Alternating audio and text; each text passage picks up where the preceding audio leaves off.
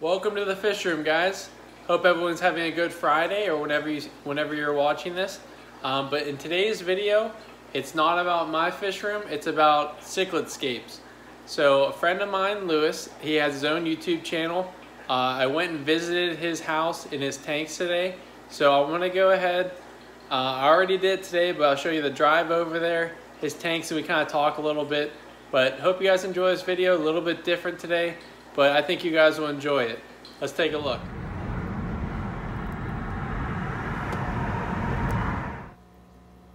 Alright, so we're over here now at Cichlidscape. Lewis, you can just kind of run me through what everything is. First tank we're looking at is a 55? Yep, 55. I got the stand off Let Go or Craigslist. Absolutely buzz off the stand, to be fair, but... You guys painted that stand, right? Yeah. No, I like it, but we're going through a little bit of a transitional phase at the minute, so this guy's pretty cool. He's actually one of my blue neons that I've bred. Looks pretty quality. He's looking really good. Yeah. And he's a lot of different videos. Lewis does videos too. I'll put a link below to his channel, but wow, he looks really good. Yeah, so he's got him divided. You can't risk him getting beat up before the big move. Yeah, he's my backup male.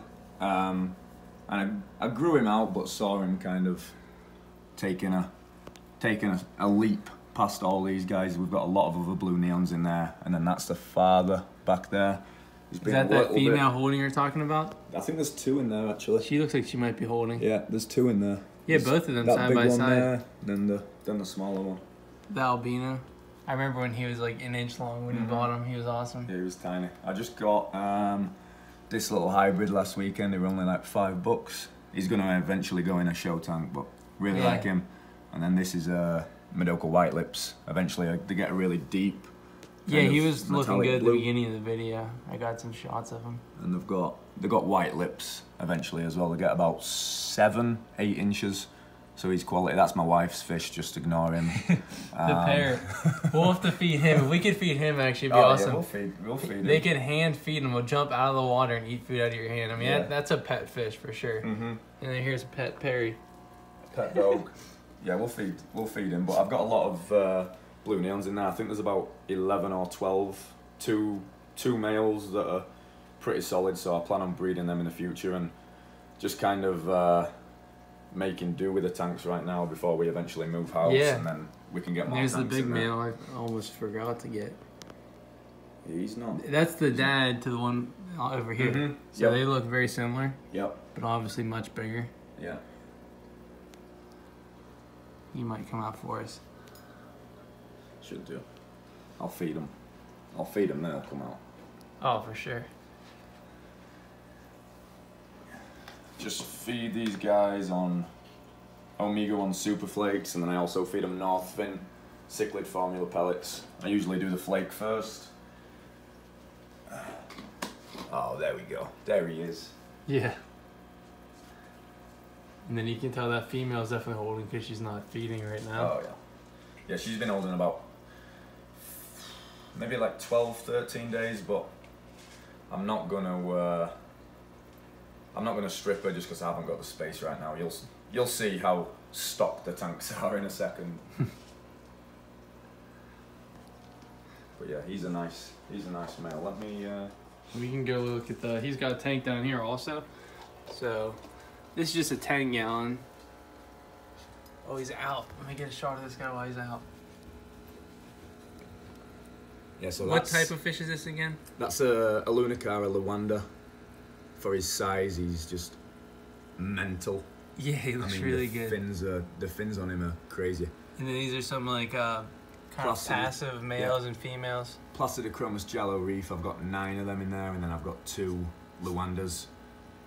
There's definitely a few male Jello Reefs as well. You can start seeing the egg spots on them, but they're just juveniles that I'm growing out. So eventually I'm gonna have a Placidochromis Jello Reef breeding group, and then Luanda breeding group. I'm planning on getting a lot more of the same Luanda strain from the breeder, so once he gets more females, right? Yeah, once he gets more females, and once I get more tanks so I can hold them and grow them out, because even that tank's a little bit much right now, but He looks really good. I can't really catch it right now. They're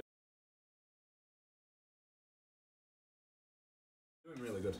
And these are all peacock cichlids, right? Or some of these happen. The Luanda are classed as peacock cichlids, so the Alunicara. The Placidochromis jello reef are actually a type of hat. Yeah.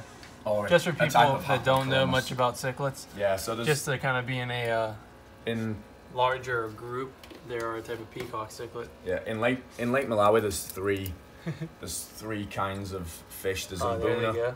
So you've got your yellow labs. They're aggressive eaters. Yeah, you just got there. I knew they were eating, but I didn't know they were eating that well. I mean, they're splashing at the water. Yeah, they're doing really good. So between the Mbuna, the peacock / Alunicara, and the Haplochromis, they're the three types in Malawi in terms of cichlids. But yeah, they're doing good. So the very cool. The jello reefs are Haplochromis, the Luandas are Alunicara, and this is actually the jello reefs are the first type of Haplochromis that I'm planning on breeding. So that'll be pretty cool. Taking a look over here, we got 2 more tanks. Lewis has 5 total tanks right now, so probably more relatable to most people's situation, where you can kind of do it in a bedroom or an office if you have a little bit of space. But he's definitely looking to expand when he gets his new house. But if you want to tell me what's going on over here, I can see that this is a 5-gallon, right? Yeah, 5-gallon. Breeder net. I've got some smaller jello reefs in there in the main part, and then I've got 6 Alunicara blue neon from the male that you saw over there, and then in the breeder net I've got about 22 blue neons, and they should be quality because they're all line bred. So those are the ones you tumbled? Yep. He did a video on these guys from eggs when he stripped them from the female's mouth all the way to fry. That's pretty cool. This is the first time I've seen them in person. Yeah, that's the first generation that are fully line bred as well, so they should be quality. That's cool. Definitely. You'll have to send me the link, or I can look it up for the eggs hatching too. I'll put that underneath your channel. You guys can go down in the comments and check that out in the description. I mean, and these guys are the same underneath, the larger guys? 4 of them are Placidochromis jello reefs, just smaller. So I'm trying to get them a little bigger in this one before I put them in the 10-gallon with the rest of the jello reefs. And then I've got 4 or 5 blue neons in there as well, just a little bit bigger. So I threw them in there. I like that fake driftwood too. Yeah, so that's you had that for a while, but it always looks good. Cool. And then over here in the 20 or 29? Yeah, just a 20. 20? Just split it in half. Oh, that's that same stand I have. I have it empty now. I need to put something on it. Yeah. This is a Placidochromis Star Sapphire. Lost his stars because he's a little bit stressed out right now. I think he got beaten up in the 55 and... oh yeah, is that why you moved him over? Yeah, he's going through some issues, so... He still looks really good though. Yeah, he looks good. I'm just treating the tank. He's not been eating the last few days, so just... I've been trying to do a lot of water changes on the 55. That didn't sort him out, so I moved him this morning and plan on treating him. And then here we have a Walteri who's just... unbelievable. It's one of my favorites. The finnage is so hard to beat. I always like the albino and obviously your other like breeder males. But actually, you want to toss some food in for this guy? Oh, he's coming out. Yeah, he's not. Hey, look at his fins. Like he has that trim on it. Like for anybody who doesn't really know cichlids or like much about them, this is like really unusual. You never find that at a pet store, really. No. Yeah, it's definitely more of a line bred. Like breeder that knows their stuff. Yeah, the Walteri in general are tough to find. I know 2 guys in all that are breeding the Walteri at the minute, so just kind of waiting to get females. Hopefully I'll get them going in the new year once we get more tanks going, but I'm looking forward to breeding him for sure. I mean, he's pretty nice. Whenever I come look at your cichlids, I always kind of think of like the saltwater setups, like with like getting into the saltwater color without having it in saltwater. Like that fish is so cool. Yeah, that's the main thing that draws people to African cichlid as well, is the coloration. But most people think of having like one Mbuna in a tank that killed everything. I don't know why, because they someone just sold them some fish that were colorful at a small size. Yeah. Oh man. And you don't know what you're getting into. I've not actually looked at this guy like this for a while. Mate, I think his fins have honestly got better since I got him. I think so too. I was with you when you bought him. Yeah. And I do the same thing. When I actually do my own videos, I like look at my fish weight club. I'm like, wow, these fish are nice. Yeah, he's... You get to like really take a close look at him whenever you're like shooting a video or something. He's showing off a little bit as well. Is. Yeah. He wants to make it on the channel. Yeah. I mean, that coloration is only going to intensify once we get some females for him as well. Yeah. So he's going to be nice in a few months. I mean, he's pretty nice now, but I'll definitely he'll go next level. If I get some customers that want to do African cichlids, once you start breeding these guys, do some of your cichlids in their tanks. Oh yeah. Mate, between the blue neons, the Luandas, the Walteri, and the Placidochromis jello reefs, it's a decent little setup. I still like the idea of doing a species-specific tank. You get like the male, or like 2 males and a handful of females. Yep. The females obviously aren't as colorful, but you'll have one male like this constantly showing off, and they get along a lot better. Yep. So I think that's cool. But for this room, we'll wrap this up. He's got one more tank. And you guys will probably like it the most because it's more relevant to like the fish I keep. He's got a 10-gallon Planet aquarium. But that wraps it up for he's got the 10-gallon, the 55, 5-gallon. Got Callie over there in the 20-gallon. So little fish room and pets. But let's go ahead and look at that 10-gallon plant tank. Bang! Wham! Whammy. Alright. I still like saying bang. I'm gonna toss it in there. Bang! Alright, so we're out here. Look at this. This is a 10-gallon Planet aquarium. He's got some tetras in there, some black neons, some japonica shrimp in the back. One of my rams are in here. He's hiding. He's got the powder blue gourami, but I'll let him talk a little bit about these plants because I always like the Planet tanks, but I try to keep things simple, and it's just like, it's always been a little bit too much for me. That it doesn't keep, I like the fish more than the plants, but when I look at this tank, it's like, the plants are the focus of the tank, and the fish are kind of just a bonus, like, at least I think. Like this, I'm going to post some pictures that he's going to send me, but before this was all growing, like, you only had a couple, like, I don't know what you call them, like sprigs of it, or he bought this online. There wasn't a whole lot of it, and it's really carpeting in. Yeah, yes. And he doesn't run CO2. This isn't like this is like technically like a low tech plant, really. Yeah. Yep. He doses a little bit, but just like Flourish. What do you do? Iron. Use Flourish. Yeah, just iron. And even then, he said if he didn't do that, it would still like look just as nice. It just grows a lot faster whenever you're giving that additives. But you're not running CO2 or anything where it's kind of, sometimes you hear something that's almost like, it's too much, and you just say no.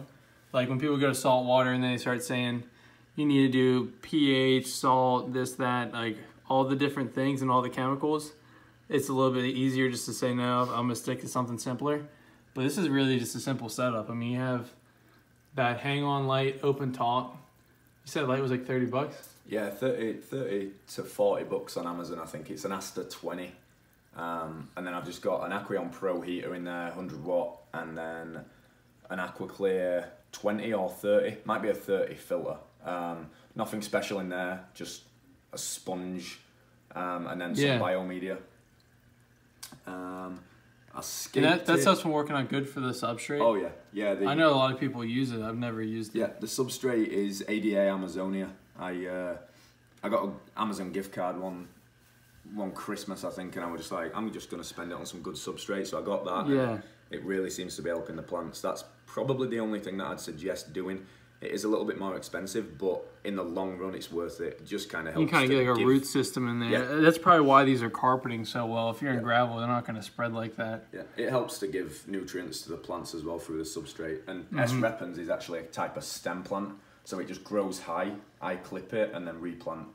So I mean, it's working really, really well. It's great for S. repens is great for like a low tech tank as well. So I mean, whatever you're doing is working really well. Yeah, and he said you bought that off Amazon, so I'll post all those things in the description too, especially that light. Yeah. Because I mean, you never really know what kind of light to put on a plant tank, and you don't want to spend $150 on a low tech tank. So if you can get that for 30, 40 bucks, I mean, that's a sweet tank light, and look how bright it looks. I mean, when you walk in this room at night, it really just pops in the corner of the room and it draws your attention. Oh yeah, yeah. Yeah, we wanted something that just looked nice, seeing as it were kind of in a living space. I think the light's only on about 6 hours a day. I only had That's it on. it? Yeah. You told me it was probably less than I thought, but 6, I would have thought at least 7 or 8. Yeah, I believe it's 6. Cause that's probably why there's not so much algae too. Yeah. I mean, the tank's pretty clean. You got the japonica shrimp in there, but I mean, on the timer, we're on. Yeah, we're on from 6 till 12. 6 to 12. Yeah, 6 till 12 on the So timer. you guys want to play in a tank like this? Come home from work, lights turn on, go to bed. You have all the lights off, and then this is still on there on the timer. That's pretty cool. Yeah. There's definitely a lot of different like algae and things for the fish to pick on. So if you're gone all weekend or something, you have the tank on a timer. You don't really have to touch it. You don't have to feed the fish. I'm assuming. You don't have a heavy stock of fish in here. No, there's a lot. That's very cool. There's a lot of ways to do it, but this light, how I like viewing it on a night is like, I want it pretty light. Do you know what I mean? I don't want a dim tank for 8 or 9 hours a day. I'd rather. Oh yeah, you want it super bright. I'd rather a really for less light time. tank for 6 hours a day. Yeah, and that light is dimmable though if you wanted to. Yeah. Awesome, very cool. We'll start wrapping this up, but this is definitely the kind of the final tank of the day, and I think a lot of people that watch my channel are gonna be very fascinated in this type of setup. If you want me to do something similar to this, I'm thinking about doing maybe playing a tank. I mean, whenever you see other people set up, it kind of like, oh, I want to do that. It's cool. So a little view through it. But I'll wrap it up on this. I'll post some pictures in between if I haven't already through the video. Lewis has got a nice camera. He's gonna send me some shots. But do you want to kind of sign off? Can I go on you? Yeah, sure, mate. All right. Thanks for coming and doing the video. No, it's fun. It's fun showing people my tanks. Obviously, if you've not already subscribed to me on YouTube, Cichlidscape, I'm there on Instagram as well. Closing in on 2,000 subscribers, so. The race to 2,000, you got me beat. Nearly. He's like 500 subscribers ahead of me. I'm like, we're racing to 2,000 by 2019. Let's see who can do it. He's going to beat me, but who knows? Maybe I'll get there. I need like another 400 subscribers this month. It's possible, but who knows? You never know. But thanks for having us. Everything we talked about today, we'll put down in the description. Go check out his page. If you want to see any products that he's using, those will be in the description as well. But thanks for watching, guys, and stay tuned for the next video.